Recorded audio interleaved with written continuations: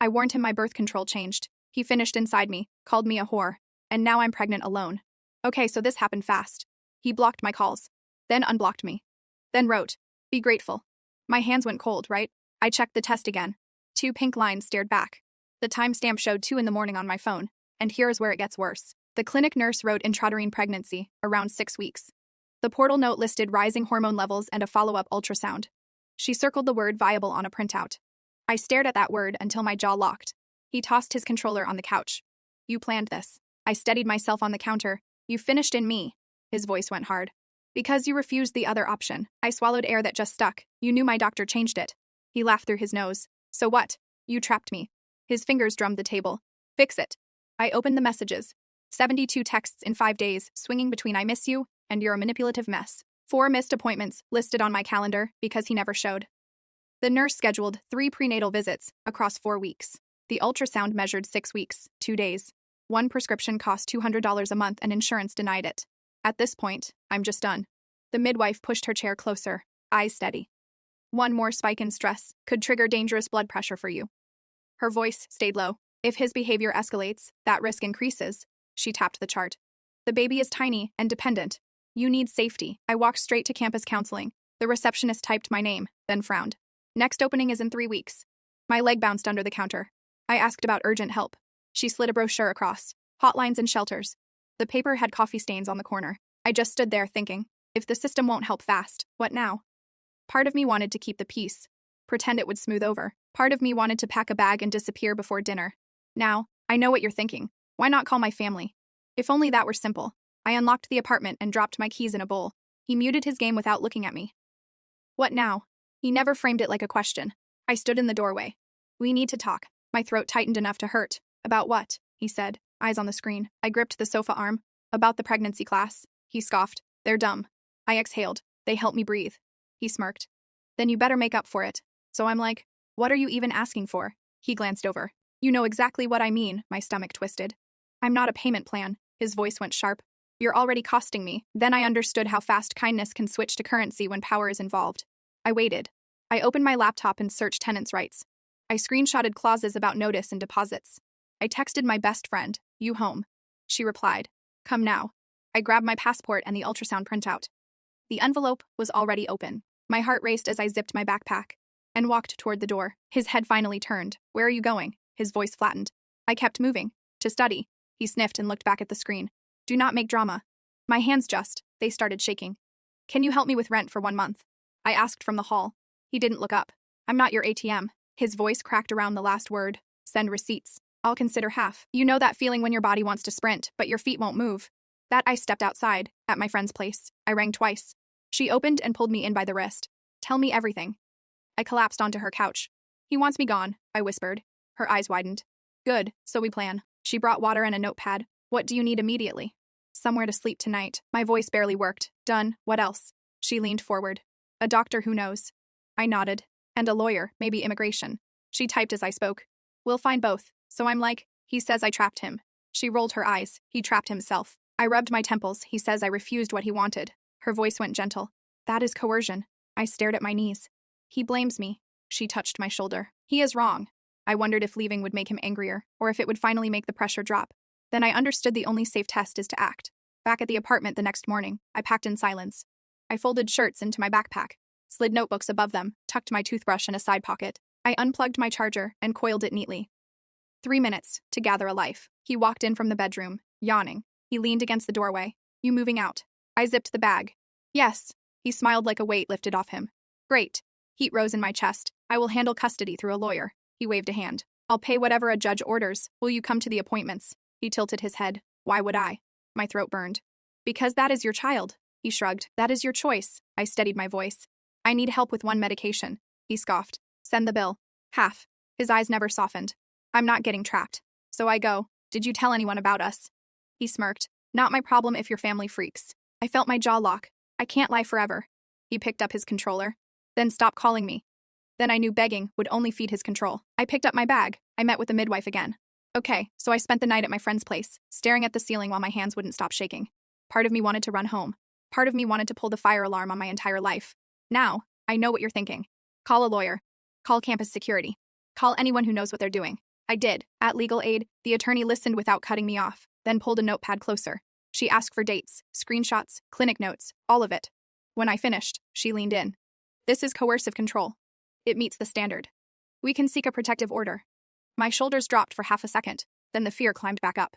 She kept going. As an international student, you need full-time enrollment. Pregnancy doesn't change that requirement. Drop credits and immigration could end your status. I swallowed hard. She tapped the desk. Document everything. Keep every voicemail. If he shows up, call 911 right away. I nodded, because my voice wasn't cooperating. I walked outside to 2 missed calls from an unknown number and a text that read, "Be grateful." My stomach twisted. At my friend's building, I chose the stairs to avoid the lobby and walked straight into him on the landing. He leaned on the rail like he owned the air. "We need to talk." I hugged the rail. "Not here." He stepped up 1 stair. "You trapped me." A door opened above, and my friend peered down, eyes sharp. "Let her go." He dropped my wrist and smirked. "See you in court." My legs felt wrong, all the way to the door. Inside, my friend pressed her palm to the lock and asked what happened. I touched the red mark on my wrist. He grabbed me on the stairs.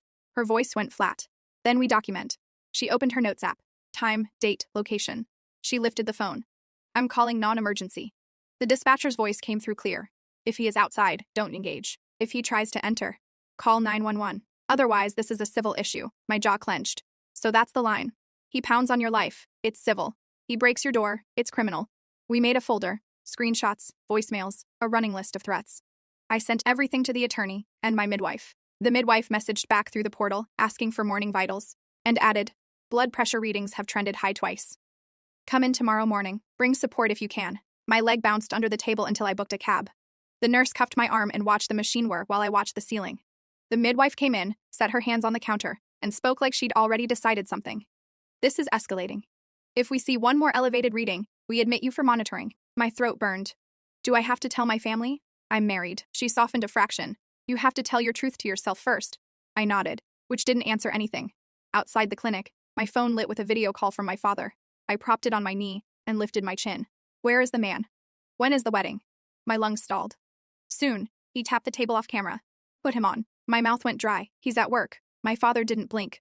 "No wedding. No more money. Do not shame this house." The screen went dark. A new text appeared from Dylan seconds later. "Enjoy telling Daddy." Heat climbed my neck so fast, it stung. We went straight back to legal aid. The attorney printed a draft, no contact letter, and highlighted the parts about unwanted communication and harassment. "Once he's served, any further approach is a violation. Do you want to proceed now?" I squared my shoulders. "Yes." She emailed a process server while I stared at the wall clock, counting breaths until my stomach stopped rolling. That night, he switched from guilt to threats. 10 messages in 2 hours. "You're stealing my life. You'll pay. I'll tell your school you cheated housing." I forwarded everything to the attorney and blocked his number. He moved to email. My friend set filters so they archived automatically and didn't pop up on my screen. We were halfway through making pasta when someone hit the front door hard enough to rattle the frame. 3 sharp bangs. My name through the wood. My friend dialed 911 and kept her voice steady, while I held my breath like oxygen cost money. He pounded twice more and left. Officers arrived, took our statements, and listened to the recording from my friend's doorbell camera. One officer clicked her pen. "You did the right thing calling. Without a court order, we can't remove him unless he tries to enter. File that letter first thing. If he returns, call again." I nodded, palms stinging from how hard I'd pressed my nails into them. By morning, the process server confirmed service. He got the letter at work. 10 minutes later, he posted a rant in our team chat, like he was the one wronged. Teammates sent me screenshots. One wrote, "Yo, this is messed up." Another messaged privately, "You can stay here if needed." A third attached an audio clip where he bragged about never marrying and never paying a cent. He promised to drag me through court until I quit school. I forwarded the clip to my attorney. She replied right away, "Perfect for your affidavit." By afternoon, a judge signed a temporary order. The attorney tapped the margin on the PDF. Violation equals arrest. We sent the order to building management. They acknowledged receipt and promised to enforce it at the door. For one night, I slept. The next day, he emailed my mother with a photo of me outside the clinic, writing that I was disgracing the family and lying about everything. My mother's number flashed on my screen. I answered and braced for impact. Her voice was clipped. "Where is your husband?" I sat on the curb, outside the clinic. "He's not coming." A pause stretched. "Are you married?" My throat tightened. "No." She inhaled sharply. "Your father will speak." His voice came through like a verdict. "You shamed us. Come home now or be cut off forever." My hands went cold. "I'm pregnant." Silence. Then, "You are no daughter of mine." The call ended. I stared at the black screen until my eyes burned. Then I opened my calendar and booked the immigration, Consult my friend found. The attorney met me on video within an hour. He reviewed my study permit and spoke calmly. There is a medical leave pathway. With a doctor's letter, you can drop to 0 credits for 1 term without losing status. I exhaled through my nose, he continued. Keep full documentation. Do not work beyond hours permitted. If you need emergency housing, I'll refer you to a partner agency. Now, I know what you're thinking. Why not power through and pretend everything's fine? Because the next thing happened. He violated the order that same night. He waited near the side entrance and stepped in front of me as I came back with groceries. Get in the car. I shifted the bags higher. You're not allowed here. He moved closer. You will ruin me. A neighbor halted halfway down the stairs. Should I call the police? I lifted my phone, already on the line. He glanced at the camera above the door and retreated to the sidewalk, pacing. The patrol car rolled up in under 10 minutes. The officer listened, checked the system, and nodded. There's an active order. That's a breach. She spoke into her radio, then turned back to me.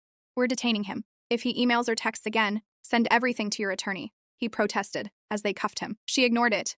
That night my chest felt hollow and light at the same time. I finally slept. In the morning the prosecutor's office called. The caseworker's tone was practical. He'll be released on conditions. No contact. No proximity. Any violation triggers arrest. My shoulders dropped. Then my head started throbbing. By afternoon, the headache sharpened. Bright dots drifted across my vision. The midwife had warned me what that could mean. I grabbed my bag and texted my friend, triage now.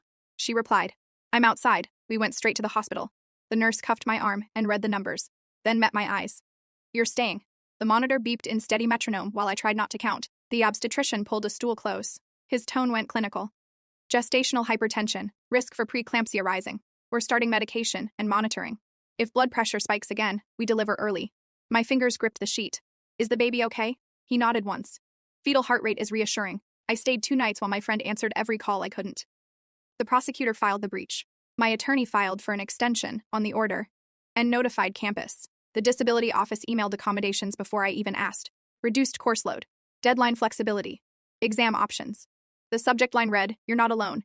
He tried a new angle from release. He messaged teammates to push for my removal from the league. Screenshots poured in. One teammate added a note. We see him. We're with you. My chest unclenched. A notch. At the hearing for the longer order, he wore a suit and the old charming smile. He told the judge we had a miscommunication. He called it a lover's quarrel. The judge leaned forward, her face grave. Non-consensual contact is not a misunderstanding. She turned to him. Violate this order again, and you will be remanded. His mouth tightened. My attorney rested a hand near my elbow. You did well. Part of me wanted a perfect apology that would undo every bruise on my mind. Part of me wanted him to vanish from the city. What I got was a stack of papers with real power. Time passed. Weekly appointments. Twice weekly. Blood pressure logs. My friend came to the birthing class and practiced breaths with me. Both of us laughing at the awkwardness, because sometimes laughter was the only thing that kept my jaw from locking. The immigration attorney filed my medical leave with a letter from the hospital. Status maintained. Housing approved through a student family unit, with a lock that made me feel like the door would stand up to a storm. And then, late one night, everything changed. I woke to a tightness that came and went in waves. I timed them on my phone until the pattern made sense. 5 minutes apart. I stood, then had to grip the counter and breathe.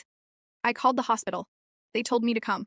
My friend grabbed the bag we'd packed weeks ago. In the car, I watched streetlights flick across the dashboard and counted breaths. At triage, the nurse checked and nodded. You're in active labor.